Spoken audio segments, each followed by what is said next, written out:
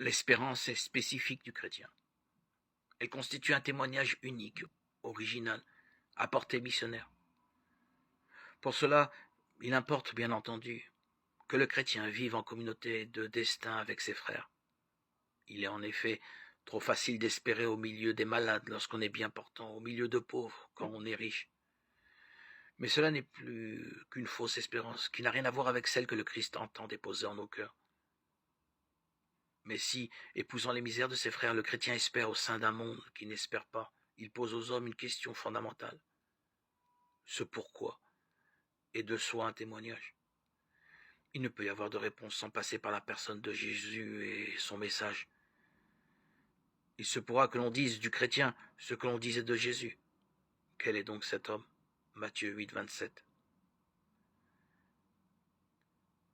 Homme de la miséricorde, du dialogue, de l'espérance, tel est le disciple de Jésus. Heureux est-il. Il a rencontré Jésus au cœur de sa vie, il a saisi en lui la miséricorde du Père, il a l'ambition de la répandre sur le monde. Il a reconnu en la parole de Jésus la voix du Dieu dont la promesse est sans repentance. Quiconque écoute ces paroles que je viens de dire et les met en pratique, il en sera de lui comme d'un homme avisé qui a bâti sa maison sur le roc. La pluie est tombée, les torrents sont venus, les vents ont soufflé et se sont déchaînés contre cette maison. Mais elle ne s'est pas écroulée, car elle était fondée sur le roc.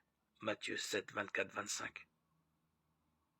Heureux cet homme